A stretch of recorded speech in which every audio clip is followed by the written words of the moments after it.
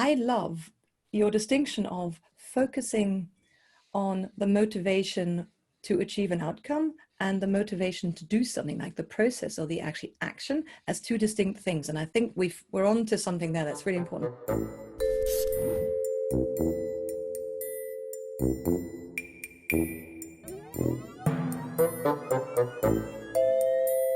So I heard a great quote the other day, which was, why put off till tomorrow something that you can put off to the day after? And that really makes me think about, well, why do we do anything today? What is really what sits behind motivation? What sits behind those people that aren't just good, but they're great? Is it motivation? Is it discipline? Is it dedication? And there's a whole host of conversation within there that I'd love to explore. But first of all, I'd really like to go around the room today and just get a sense of, what do each of you understand but when I say the word motivation? Because I think the lexicon here is going to be really, really important, because for me, motivation is a really, really weak force. It's something that maybe gets you started, but it doesn't keep you going. It's something that helps me go, I'm motivated to do this, but it doesn't get me up in the morning at 6 o'clock or up before 6 to go for that early morning run in the cold and the dark. That's discipline. That's dedication towards a goal, but I don't feel motivated. It's about doing things when I don't want to do them, that I feel are the things that move me forward. And so I'm really curious as to what people feel about sort of self-motivation around this and the definition of motivation, and then how, I guess, as we move the conversation through the conversation today, how do we then move that motivation to others? So maybe I can throw this over to Jutta, who's nodding. Yes. It's really funny, Matt, because I really think motivation is overrated as well. And as I'm listening to you, and I love that you're saying, it gets you started, but it doesn't keep you going. Like, ka-ching, couldn't agree more. And I think one of the biggest issues with motivation is that two things. It focuses on stuff that's somehow related to feeling motivated, feeling like doing something. And that's quite an dangerous focal point, even though I am a real big person on focusing on feelings, but thinking that feelings are the primary motivator in motivation is one of the big problems I think we're having. And the other thing that people always talk about when they're talking about motivation is self-determination, self-discipline, self-motivation. And the truth is, motivation is much more of a social, collective, contextual thing, and it's a shapeshifter. And we need to be more aware of that, and then we can harness it. Because my motivation is largely driven by my relationship with you guys and the quality of the relationship that I have with you guys. My motivation to show up here has very little to do with me feeling like talking about this concept at all. Adam? I agree and I don't, which is great. For me, at least from my perspective, motivation is a force that pulls you through, whereas something like determination is a force that pushes you forward. Mm-hmm. So I associate motivation with the outcome. Mm-hmm. I am motivated to do X. Okay. So how strong is your commitment to that objective will subsequently have a direct correlation to the power of the motivation. That's kind of one construct. The second construct is that motivation is both a positive and negative force. That I can be motivated to do something good, or I can be, because this is desire, or I can be motivated to move away from something because it is not fear, but it's something that I need. It's avoidance, or it's it's something to that effect. And I think the space that I think I disagree is in relation to the individual's relationship with the outcome, with the objective, with the goal, because and this comes down to purpose. Because if I'm going somewhere that is purposeful, and depending on the individual's kind of makeup and their commitment to achieving purpose, then I would actually say that motivation is the force that pulls you forward. Not exclusively 100% like get on and the motivation gets it done. There's obviously other contributing factors. However, I think I'm in team yay motivation so far. But let's see where this goes. It's interesting. It's interesting you say that, because I don't necessarily feel that motivation necessarily pushes me forward. There's great, and I think there's a lot of studies been done by the likes of Dan Ariely and other behavioral economists looking at motivation. There's a brilliant one, a brilliant experiment where they got people to build these Lego Bionicles, as he calls them. There's these little Lego figures. And essentially what he did was he got people to make them, and they pay them maybe $1 a Bionicle at the start. And each Bionicle they made, they earned a little bit less. Now in the control group, you get a packet of Lego and you take them away to your desk and you build the Bionicle and you take it back and they give you another packet. That's kind of the standard case. And people would tend to build 6 or 7 of these, particularly people that liked Bionicles and building Legos. And they'd get less and less money. And then at a certain point they go, you know what, I'm bored of doing this, I'm going to go. So that was kind of the motivation. We're talking about money as a motivator here. Mm-hmm. What was then really interesting, there was a purpose, because they could see these things in front of them. And what happens if you then take purpose away? And how do you take purpose away in that scenario? Well, what you do is you destroy the thing that the person's just created in front of them. So you'd say, if I was to be asking you to bring those Bionicles, you'd bring me the Bionicle and I'd rip it to shreds and I'd give it back to you and I'd say, make it again. And rather than building 6 or 7 of these things, they'd build 2 or 3. And so all of a sudden you're seeing the sense of purpose, the need to have a tangible outcome as part of whether it's motivation, the ability of somebody to complete a task. I'm sure we see this in work time and time again, whereas if you go and you work really, really hard on a report and you give it to your boss and they look through it and they go, hey, you can make some changes here and then it'll be great. You feel motivated to go and make those changes. If they don't even look at it and they just tip it, stick it in the bin and go do it again, hey, you're just going to quit eventually. You're not going to be motivated to do that. So I think purpose here becomes really important. And then I guess my question is it motivation to meet that purpose, or is it actually dedication to the purpose, the commitment to achieving that purpose that's important? Because you said, Adam, that it was commitment. And for me, that's something that commitment, discipline, that for me is the really important thing that I latch onto. But I think it might be very, very personal depending on everybody's individual psychological makeup. Yeah, I also think there's a commonality of terms discussion that we need to have here, because some of the things, I think, if I've understood you correctly, have a degree of interchangeability. And so what precisely do we mean by motivation? I think motivation is something that we experience in service of a goal, purpose, objective. Like it's the experience that comes into us that then we react to with effort, discipline, tenacity, repetition, whatever. Yeah. So is that motivation? My mind instantly goes to, well, can motivation be artificially created? Yeah, that would be subjective on the strength of the purpose or the outcome. Is it worth it? And that's up to the individual. Your turn. I think that's you guys are raising so many really juicy topics. I love it.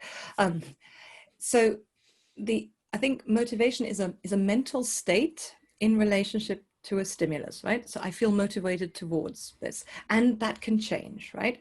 And it's manipulated by either internal forces or forces externally to myself.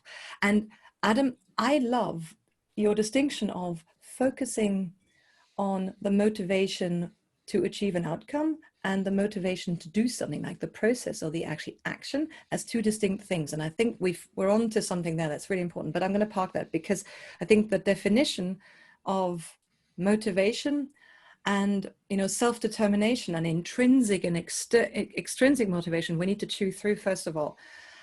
So if we're saying that motivation is almost like, you know, a mental, like an intention to do something, it's an intention in relation to a stimulus that we can interpret positively or negatively. And many people, when they define motivation, talk about self-determination theory. So this fun theory that Dan Pink really popularized by saying people are driven by three things. And this is fascinating that they're driven by autonomy, and they're driven by competence, and they're driven, right? So this is the bionics that, you know, I build them, and I want to have autonomy in building them, and I want to be shown to be a good bionic builder.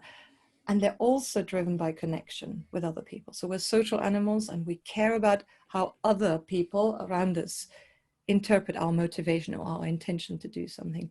I always explain it like there's a 2x2.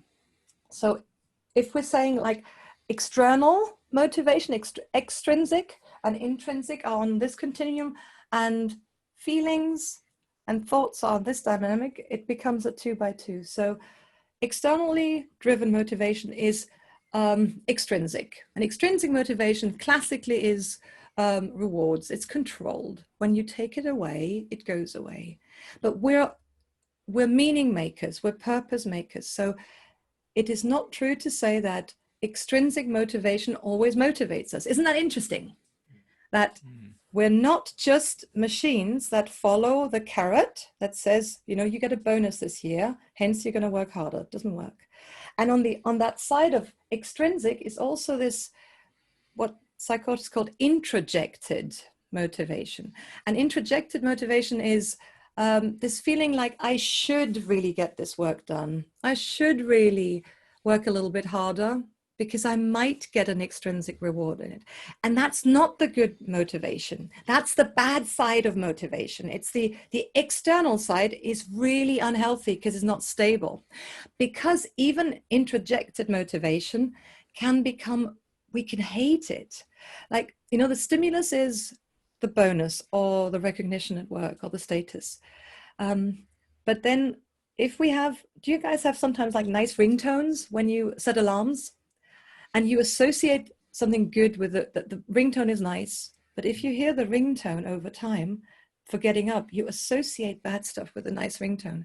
So we can change our relationship to any stimulus if we're not careful. But so what's the other side? The other side is the good stuff, right? Intrinsic motivation is stuff that's inherently fun. That's the dimension of fun, right? You know, I inherently love talking. I inherently love connecting with people. I inherently love ideas. And intrinsic stuff is kind of the easy bit, but most work stuff is not intrinsic because it's hard work. We don't know where the rewards are coming from, right? Being self-employed, Matt, right? It's challenging. And so where do we want to go? We want to go into that quadrant in the bottom right-hand corner. And that's this identified corner. This is where your purpose is coming in, Adam. This is the type of motivation that you feel that is not fun, and it's not really driven by external forces, but you identify with it. That's what Ditchy and Ryan are talking about this. And they are, you know, Dan Ariely is building on that with all his experiments. So the identified motivation is the motivation that I feel when my baby cries at 2 o'clock in the morning. I have no interest in getting up, but I am a parent. I identify with being a parent. I see the distress of the child. It's who I am. Or I show up to our meetings because I care, because the purpose of what we're doing is clear to me. and it makes sense to me. And so it's to do with the values or the purpose that I feel. And then we can shift our focus from an outcome focus of what I want to achieve to the activity itself becoming enjoyable. So it's possible for identified motivations to become intrinsic, like flossing teeth for me over years has become intrinsically motivating, even though it used to be something that I thought I had to do. You know, I was kind of like, it's healthy for me. But because I've been doing it over time, and I've seen, you know, I've been praised by my dentist for flossing so well, it's shifted in that quadrant, you know, from like driven by logic to driven by feeling. And it's the purpose, stupid. Adam, you are on it. Purpose and process, not outcome. Yeah, and what this, it's interesting, like, because when you go down to that bottom right quadrant, as I kind of picture your 2x2 in my mind, what I saw show up there was Simon Sinek's golden circle, which is what we do on the outside, how we do it as we work our way into the center, and why we do it in the middle. And he looks at it, you know, he's got this TED talk from many years ago and it's seen a zillion times and everyone loves it. But it's, you know, being clearly, even from a corporate perspective, you know, everyone can say what you do, everyone can say how you do it from your unique differentiator from the market or whatever it happens to be. But can everyone turn around and say why the organization does what it does? It's exactly the same thing within people. You know, why do we do what we do? To the flossing example, it's you know, you've seen the value over time change. You know, when you were 8 years old, this might not have been of any value, but now you're just like, this is the greatest thing. But what motivated you to stay on that path? Was it the reward of the dentist kind of talking you up and that was a big enough hit to get you through, or was it something else? Was it fear? Feelings. It's feelings, yeah. But was it is fear? feelings, isn't it? Yeah, it's feelings. Was it Either fear, fear was it fear or of getting reward. a filling? Yeah. But it's, you know, it's like it's become part of who we are to brush teeth, and you know, and for most of us now also to floss teeth. We don't even really cognitively think about it, and I think we should also talk about automaticity and that. Motivation is a tricky concept because a lot of stuff is below our intellectual cognitive ability to really even analyze why we do it. But we should maybe understand more about what is satisfying, what's meaningful, you know, what is something that almost at a pre-cognitive or at a, you know, experiential level makes sense to us. And then we're going to crack the code of motivation. So I can't completely answer the questions of why, even though I think the why question is important. And it's more than that. It is. I love the... Sorry, Adam, go ahead. I was going to say, there's almost a component that then leads into... Over time, does it then almost lead into ritual? Which is a whole different thing again. And so how do you make positive behavior ritualistic? Because then there is a different motivator attached to it as opposed to objective. It's more closely linked to identity, which is... I'm handing this over, I'm handing this over to Matt again, because Matt said motivation might get you going, but it doesn't keep you going. Get you started, but doesn't keep you going. So how does that sound to you, Matt, what Adam just said? Yeah, so there definitely is an element of habit. I think one of the things that we have to look at in any of these, I think, motivation conversations is that you have this, at least as I see it, you have to be able to put off the instant gratification potentially of staying in bed, of eating a donut, with the longer term goal, right? So if you're wanting to lose weight, it sounds easy, right? You just eat less. You just eat fewer calories than Mm. you burn, and you eventually over time you will lose weight. But actually, when you go and you see whatever it is, whether it's the piece of chocolate cake or, you know, cheesecake, whatever it is, and you go, right, I'm having that, and you end up eating far too much of the foods that are going to, you know, they're going to put you over that calorie spike, all of a sudden you end up going, well, hang on a second. I really want to look like that, whatever that is. I really want to get to that point. But it's being able to balance the short-term rewards versus the long-term goal. And so I think that's where it's usually where you get sort of a couple of weeks in, you know, usually you can stick with motivation for a week or two, where that I'm really motivated. It's January. I'm going to hit the diet. I'm going to go to the gym. You see the gym's really, really busy for 2 weeks. And then it tails off. And by the beginning of February, they're dead. And I think that you need to be able to build habits and rituals and a sense of commitment, either to people or to a ritual, whatever it is, that allows you to keep going and push through. And I think for me that comes down to discipline, is the word I would use, discipline and dedication. Because the number of times it's horrible outside and I don't want to go for a run, I don't want to train. And it's often those ones where you really don't want to do it, but you push through, which are the ones that move you, actually end up moving a needle. And so I think that there is something in this about being able to postpone the comfort of the duvet for the cold of the outside, the tastiness of the donut for the six pack, if you will. That to me feels like that you have to have something that allows you to see past the hill in front of you versus the long-term mountain.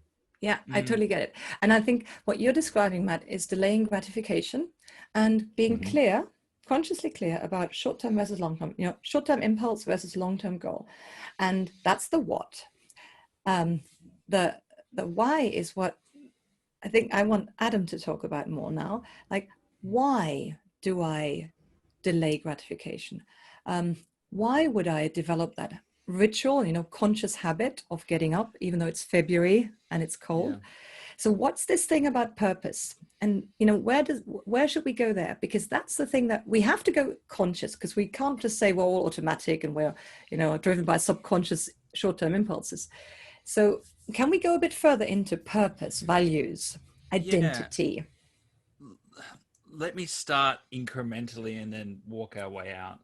Yeah. Because something that Matt said kind of triggered a pretty strong thought that, motivation will get you so far, and then, the discipline and the commitment and the long-termism, and I'm absolutely a long-term thinker in spades. However, when it is dark and snowy and cloudy and at 6 a.m. you don't want to get up and go for a jog. It's a trade-off decision. And the trade-off decision is made solely with the short-term consideration in mind. So I think you need to reconcile that short-term trade-off decision to go, okay, the short-term benefit is staying in a warm bed. What is the short-term detriment of getting out, or what is the short-term detriment of getting out? So you can look at it. The way I'm framing it up in my mind is, don't look at going outside for a run in the cold as a negative. Look at it as a positive. And the way that you can start to frame up that thinking is obviously to break down longer-term goals into more consumable short-term objectives, things that you can rationalize. Like one of my favorite sayings is, do something today that tomorrow's self will thank you for. And even that is a mental construct. If you say it out loud, will start to put the balance of the trade-off between warm bed versus tomorrow happy Adam, or a thankful Adam, or a grateful Adam. So I'm kind of taking the long-term purpose and I'm breaking it down into incremental consumable units that can then successfully combat the warm bed, or can successfully combat more powerful shorter term objectives or desires. Because what I'm interested in is, why do people stop going to the gym in February? Because everyone's there, but it falls by the wayside. And I've seen it in organizations, I've seen it in individuals, you've seen it in governments, you've seen it in all facets of the humanities. And I think, Jutta, to now go towards your question, let's discuss about purpose. I think purpose needs to be flexible enough to be broken up, to have an axe go through it into significantly more consumable, breadcrumbs that will lead you back to where you're standing, all the way to objective. The Micro loaf of bread needs to be broken purposes. up. Yeah, micro purpose. I love to that. help us. I love that idea. That we need to, and it's because we're hardwired to be short-term thinkers, right? So we're hardwired to think about now, and it's really not satisfying, not rewarding experientially to be a long-term thinker. But a micro purpose of even like a 10-minute advance is all in line with all the procrastination theory, right? The procrastination theory today says we shouldn't just do it, we should just get started. That's what Tim Pickle says. The one practical thing of 30 years of procrastination research is just get started, because your mood will change as you do it. And it's a micro purpose, isn't it? It's not it doesn't even go as long as tomorrow. It goes, in 10 minutes you will feel different. And this is the fallacy that is a problem with the classic motivation discourse or discussion, that you say you have to change how you feel about things. We think we need to change how we feel to do something, but actually doing something will change how we feel in retrospect. So the causality is the wrong way around. And realizing that awareness is really helpful. Can I talk a little bit more about intention and choices as you are developing your path, Adam, or are you still in the middle? I think intention is a longer term mental construct, and there needs to be a pull strong enough to see it through. Because I intend to do a lot of things. There are a lot of things I've been very well intended and have not acted on.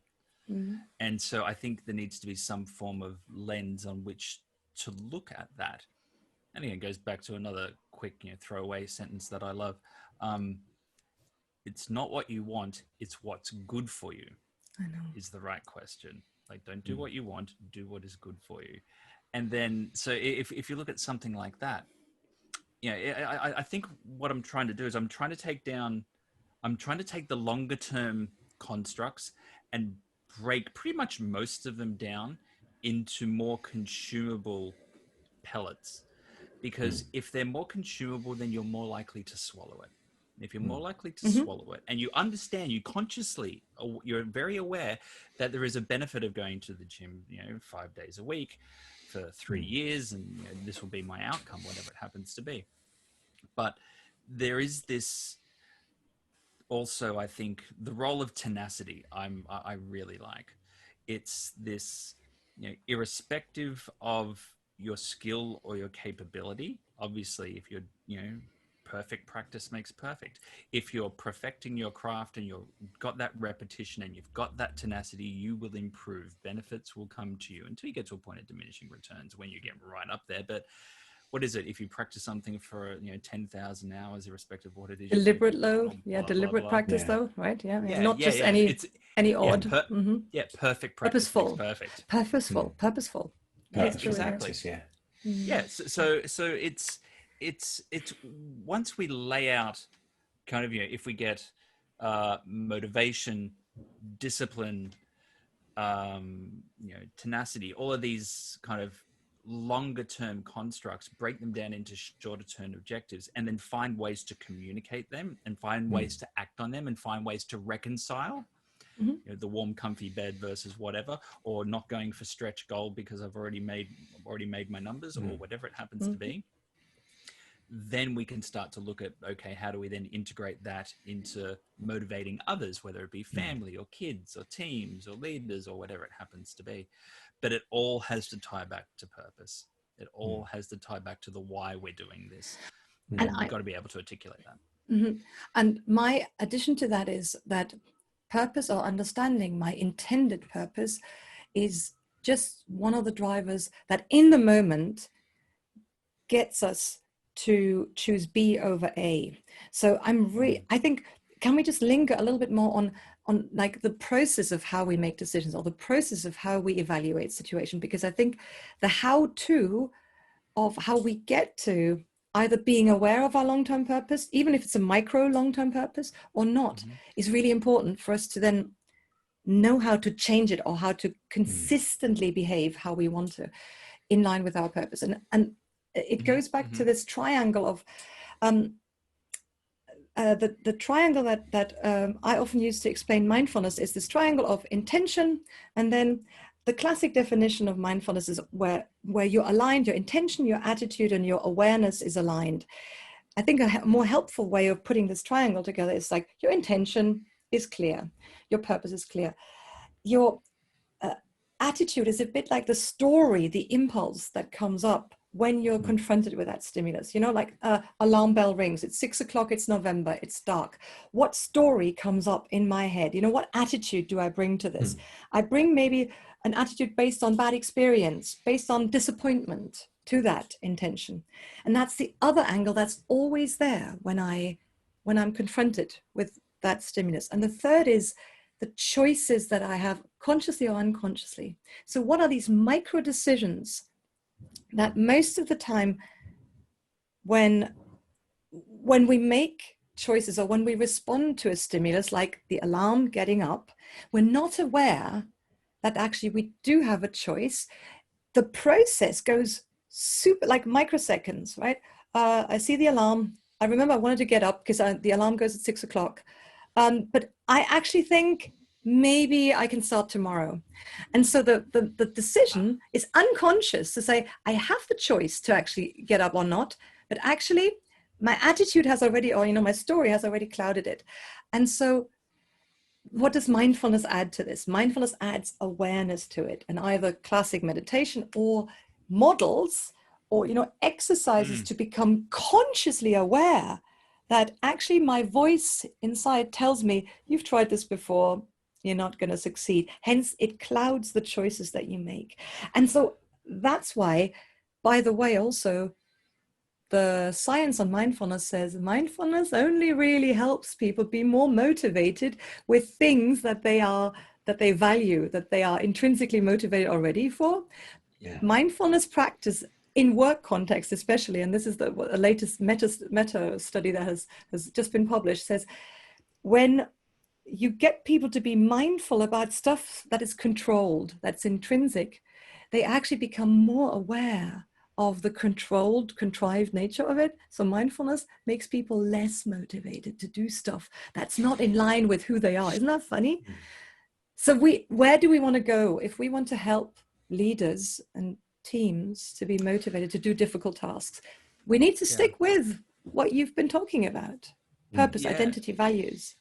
Yeah, Absolutely. 100%. I think the one thing before we jump there, I'd just like to add in is that actually one thing I think I find personally very helpful here is the alarm goes off in the morning. It is cold, it's dark, I don't want to get up, yada, yada, yada, all those stories. The thing that I find that really helps is the identity piece. I have a plan. I stick to the plan. I am the crazy guy that goes out and does X. I think if you've got that identity that says you do something every day, that says that this is a choice you've made, and that it's an easy choice to stick to. Now, when I say easy choice, I don't mean that it's easy to do. I mean that it's simple to conceptualize. I think that's really important. So you find that with diets, there's a lot of fad diets right now, one way or another. And I don't want to get into the conversation of weight loss in general, because there's so much argument about that. But so many of those diets, whether they're 5-2 or intermittent fasting, the net result, or you're cutting out certain food groups, whatever it is, a lot of the net result of that is that you eat less calories. Yeah. And therefore they're going to work, because it's harder to eat enough calories if you get rid of an entire food group. So, or if you're not eating for a couple of days a week or whatever it is, or you're not eating, you're skipping entire meals. And so I think part of that motivation comes with identity. And I've been in roles in the past where you really identified with, this is my responsibility to get X done. And as things expand, as that maybe as some of those responsibilities get chipped away and pushed to other people, all of a sudden your identity as the sole person responsible gets diminished. And after a while, you end up going, well, what am I doing here? And so I think that as we move to think about people, motivating others, I think a key thing is about having a clear identity about what the purpose of them in work is. I think that identity of the team is really important. Yeah. And it also brings back to, and I'm probably not explaining this brilliantly, but it also comes back to the social construct side of this, is that who am I working with? How much do I enjoy? Am I working with people that I really don't want to let down? Or can I just, go, call in a sick one day? And if I'm working with people I don't feel like I can let down, there's no way I'm going to call in sick when I just feel a little bit ill, because I'm going to soldier through because they're important to me. And so I think there's quite a lot in that before I kind of kick it over. But I think identity with the purpose and identification with purpose becomes really, really crucial as you move to motivating groups. And for me, the how-to of shaping identity or of creating an identity, and it's always a social construct, because I don't see myself, I see your response to me. So my identity is shaped by how I think you see me. The how-to is to ask questions about such as, what's important to you? What's valuable to you? What's a priority for you? Why does this make sense? So when we ask for people to say, who are you? What's going on? We can break this down by asking simple questions, because everybody can explain to you when you ask them what's important about this, or they can say why this is not important to them. And then you can hear what values they have and what's the right thing that's going on, what's the priority in their life right now. I don't value working late because I have a small child at home, for example. It is not a priority for me, and values can shift. But values, the definition of values is the reason why an activity makes sense to you. And so if I understand what you value and what's important and what's a priority in your life, you and I don't have to share this identity, but at least I can understand why you either get up or you don't get up. You either work late or you don't work late with me. And then we can have a conversation about how we can complement each other as a team. I think what we're touching on here is the credibility of the individual, and that individual being consistent. Like, I absolutely agree that values change over time, but there is this, like, Jutta, when you're naming off, some of the things that, the answers to the questions that you would ask to understand where someone is at. In my mind, I'd say that is criteria. Now, when you look at the criteria, what is the weighting of the criteria? This is more important than that. Great. But then you do not want to be seen flipping on the criteria to suit your short-term trade-off. I really want to go out and go for this jog at 6 a.m. But no, I really value sleep today. Sleep is more important than that. And then what happens is that you lose credibility. And then when you take that sort of flipping behavior into leadership, you're doomed. Like, it's you end up with this incongruence, this delta between what you say and what you do, and they don't match. Like, that's absolutely how you destroy any form of motivation or team engagement or commitment to the cause or reaching the goal or whatever it happens to be. So I think the criteria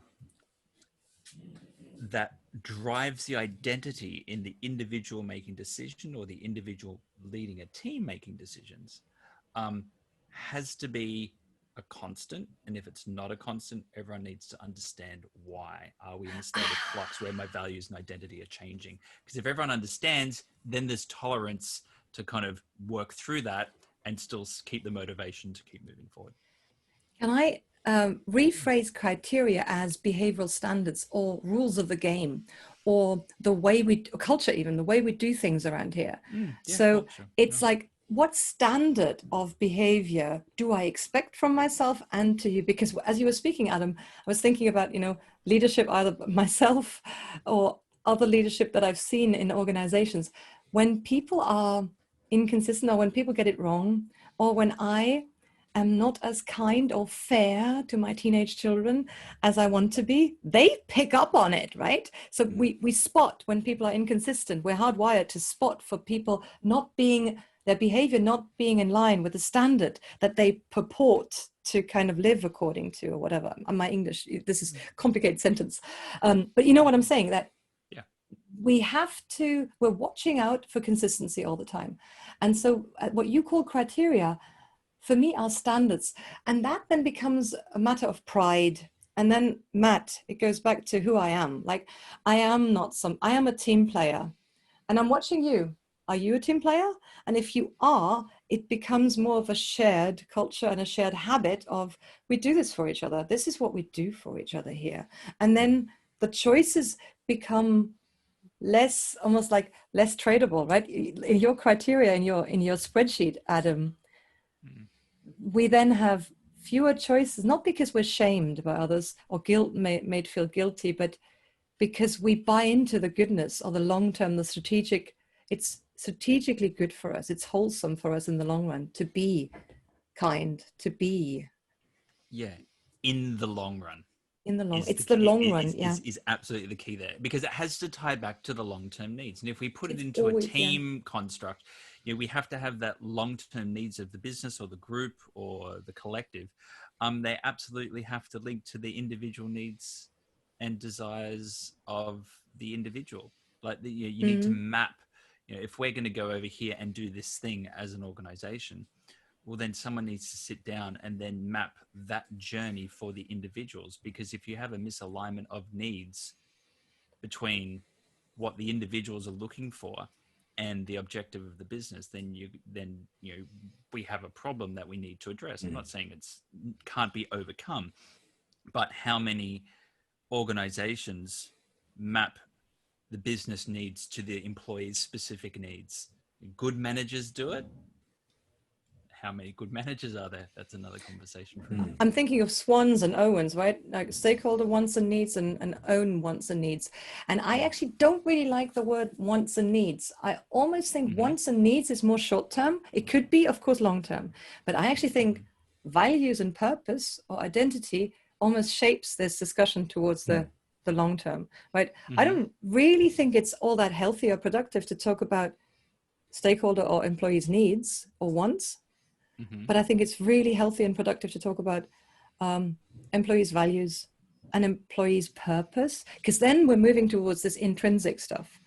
And we might have to do something as leaders of organizations to align our operations to be more in line with the identity and the purpose or the values of the employees, but not necessarily because of their needs or wants. Adam? But would it not be potentially then a circumstance that you'd break down the purpose and the values, which are long-term objectives, and the wants and needs are potentially the broken down short terms of those purposes and values? Maybe. Maybe, I'm not too sure. I'm just thinking, because if we're taking longer term constructs and breaking them down to something that's more palatable when someone's got to make a shorter term decision, maybe it's the same thing just by another name. I also really like, I'm coming back to your idea of micro purposes. I really like that. I think we should trademark this. And I think the way to get to micro purposes is it's practical to say, what are our priorities in the moment, right? What are our priorities today, this week, this month, by Christmas? And we can then, but could we put like a lens onto it and like, glasses and say, okay, these are wants and needs, but we're going to always think about what's the long-term picture of it, like always thinking like wants and needs, but mapping it. We're mapping it to long-term identity, long-term purpose. So we're not keeping sight of the long-term nature of why it makes sense to us in the long term. Okay, anything we do. Yes, a long-term lens, I want a long-term, I want long-term glasses. Yeah. Well, then maybe it's just a circumstance that wants and needs are micro values and micro purposes. Yeah, and it's often, Yes. I think it's often really, really hard to take that long-term view purpose and bring it into today, especially when people are tired. You've got other pressures on. You tend to fall back to, shall we say, maybe more negative learned behaviors than potentially the new culture, new behaviors that you want to adopt as to move you towards your next goal as an organization. And so I think when you're saying those micro purposes, those micro values, they become so important because they're just small steps along the way. And so you can very easily identify, hey, so the first thing we're going to do in this big change program is we're going to do X. We know we're going to go over here. We know that we've got a burning platform behind us, but the first thing we're going to do is this. And we're going to practice until we've got that one in place. And then we're going to move to the next one. And so it almost becomes that point where you're just taking small steps along that journey without overwhelming people with the scale of what you're trying to achieve. Yeah, yeah, absolutely. And I think just going to take that a step further, there needs to be time and investment spent into the employees to clearly map where the accumulation of their short to medium actions lead to the team destination or objective or strategy or goal or whatever it happens to be. But it's because getting the buy-in and creating that culture of, dare I say, trust or clear understanding of going, well, we're giving people the why, because we're saying, hey, look, we want you to do a backflip twice a day. But what the backflip is going to do is it's going to help us move in this particular direction to reach this objective, to get us over here. And your backflip is incredibly important to us, as well as we're here to support you learning how to do a backflip. Okay, I've got it. I'm part of something bigger. The purpose is greater than my own purpose. And then I'm starting to sew it all together.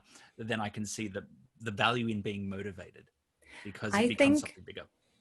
I think I'm going to invoke the motivational interviewing route here and ask you, Adam, to shift the framing of this from a frame of persuasion to a frame of helping people becoming motivated to see the value by themselves. Because the way you've just talked, it makes sense to me, but it was almost a language of a leadership team needing to persuade an employee to understand the rationale of something that's good for them. That we know that any stimulus, even if it's logical, can be interpreted positively or negatively, especially when somebody else puts it onto me. And I find this really tough to accept, because I would just like to tell my beautiful teenagers that what I know is good for them is good for them.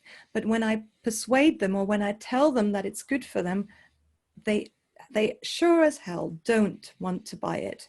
But when I ask them what's important to them and what their needs and their purpose and their identity is, how that relates to how we're running this operation, we're running this ship of this family here, then I am creating a space for motivational interviewing. That means I'm allowing a space for people to almost chew through the cacophony of different values, different purposes. And I would strongly argue that any leader in any organization should not underestimate and should almost not underinvest in the time to let different voices of values and purpose and identity speak, so that they then generate the alignment. Not that we tell somebody that a double backflip every day is in line with what's good for you. BS. Yeah. Right? You're right, and I would like to frame it the other way, right? Yeah, I completely agree, because what you've just described in my world is bottom up, top down strategic planning. Exactly. Yes. Which is the first people. Yeah, and the number of organizations that do that I saw last time I looked at a piece of research was about 15%. Yeah, like the vast majority are command and control, for better or worse, for culture, for hierarchy, for there's 1,000 reasons why command and control top down is the default. I'm by no means defending it, that it's the right way to go forward. So I absolutely agree. It's just a circumstance of, if, if let's say I'm the CEO of a top-down organization, I say we're going left. I then, absolutely have to go and convince, hey, everyone, you need to do the backflip because left is where we're going and blah, blah, blah, blah. That is a harder sell. 100% agree. There needs to be some form of discourse back and forth to be like, okay, well, are you good at backflipping, or are you good at some, cartwheels? Okay, well, let's talk about, what it is. There is an expectation that I need you as an employee to do something. It is still command and control in many organizations. And the where my mind was going with it is spend the time to map, because you might be finding that the person you're asking to do the backflip can never do a backflip, hates backflips, should be doing something completely different. And then you can have a conversation about resource reallocation, retraining, upskilling, whatever it happens to be, to still have that team input into the creation. But the unfortunate reality is that the vast majority of strategy is set upstairs before any employee gets to look at it. And it's not even just out of hubris. I couldn't agree more. And it's not hubris. It's just that people don't see what they don't see. It's almost the blind spot of leadership that doesn't see that there might be actually, it might be return on investment to spend time listening and asking questions. But if I don't ask questions, I don't find out the stuff that I don't know.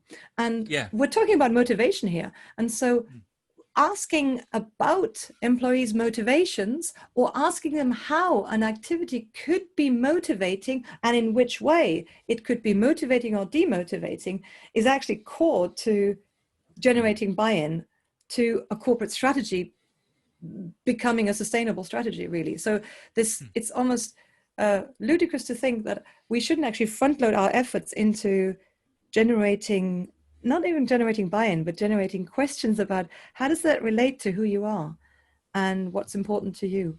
There's something else that I think is really important here that is a bit, that my hobby horse is that we don't think collectively enough, and that we, in all of our discussions of what we should do and what leaders should do differently, we're still having this great man theory of leadership that we talk a lot about at Cranfield, right? So we have still this great theory that this great man or woman can do it by themselves.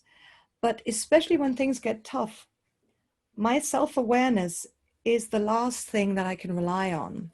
But you always see more whether my behavior is in line with my standards. So recently, a dear colleague of mine at City said, we need to teach our students more to think collectively, to not think that we have to shoulder this all by ourselves, and that we have to be responsible to be motivated and stay motivated.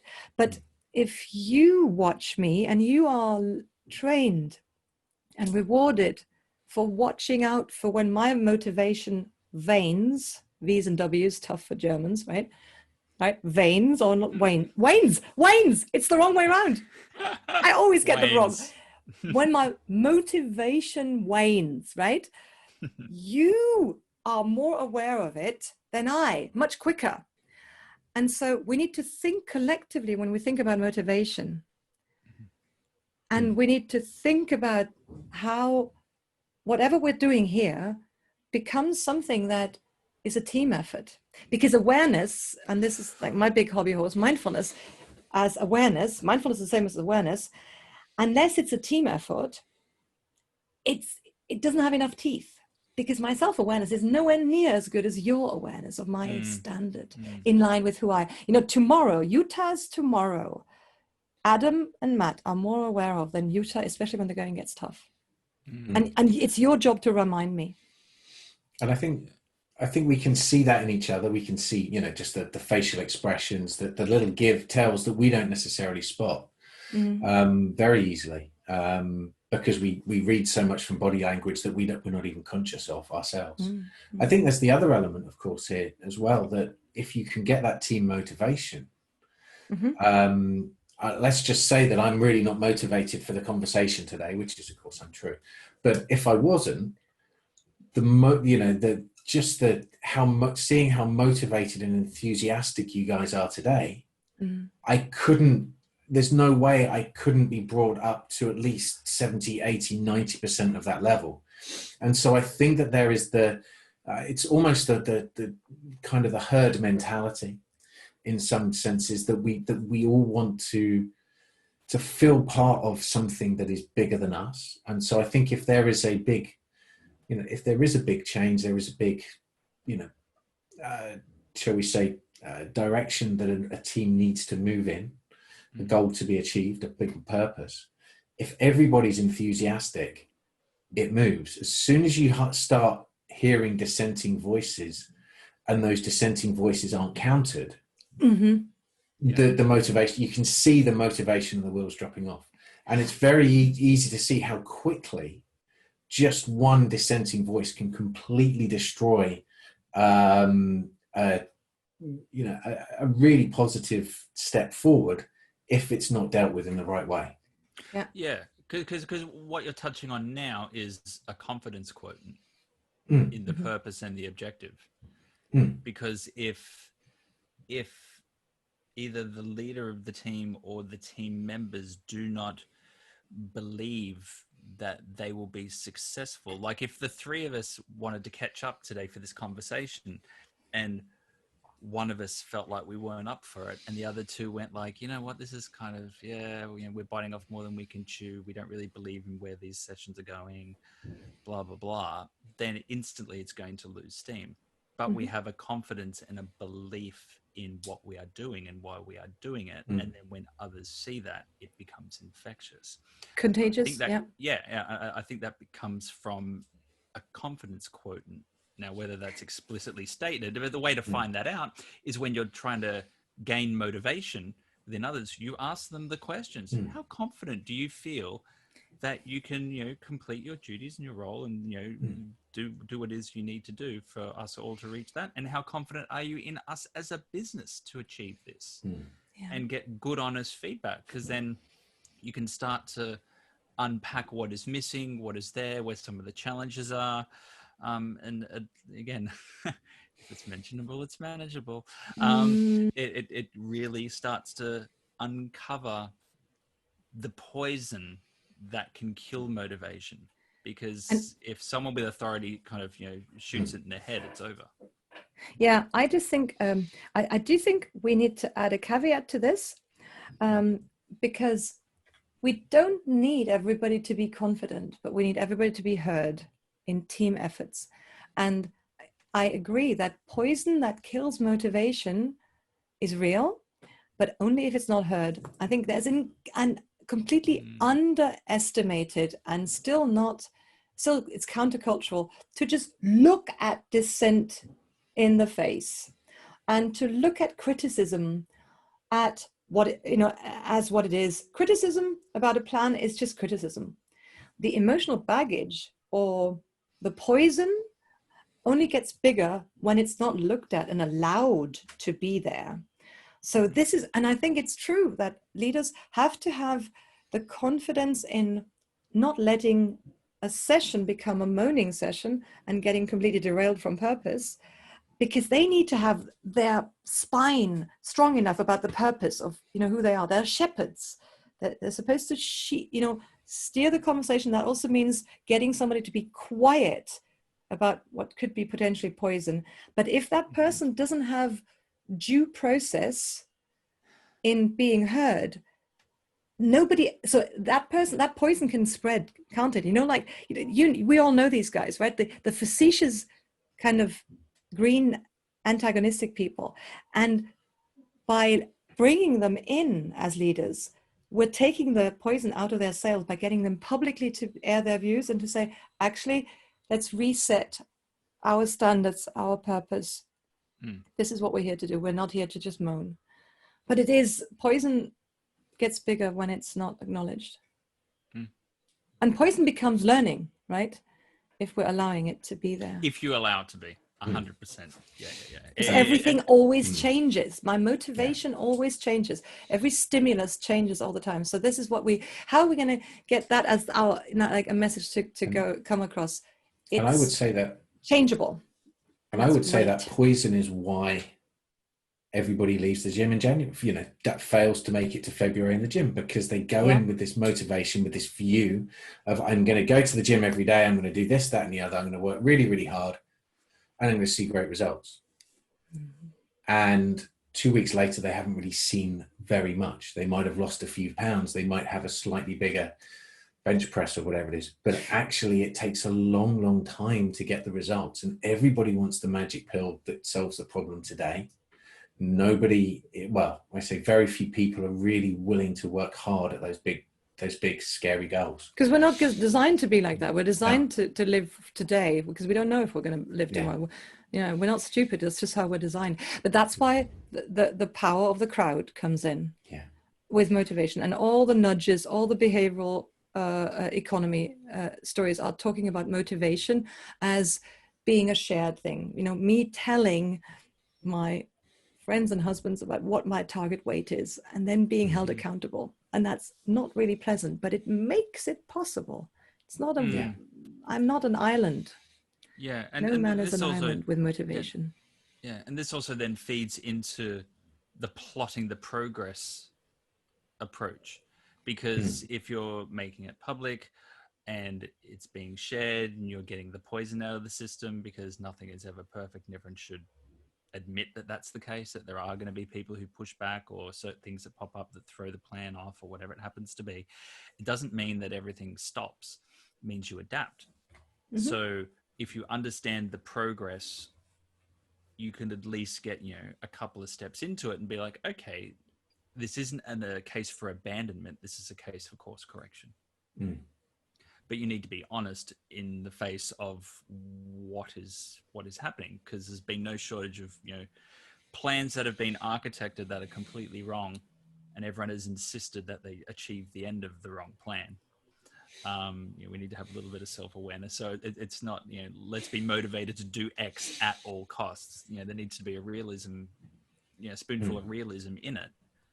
And, you know, to your point, Jutta, having those naysayers or having those dissenters or having that external perspective that is not necessarily complementary to, you know, continuing, you know, the continuing motivation, growing forward, you know, all good, you know, warm and fuzzies, just making sure that we get those out in the air, because you're absolutely right. The things that are unsaid are the things that everyone knows are the things that kill good plans. Absolutely. Absolutely. Very nice. I like it. Excellent. The strategy behind motivation. I like it. There will be more, because I think we've come up with probably another 5 topics just within this topic of things we've now got to pull apart.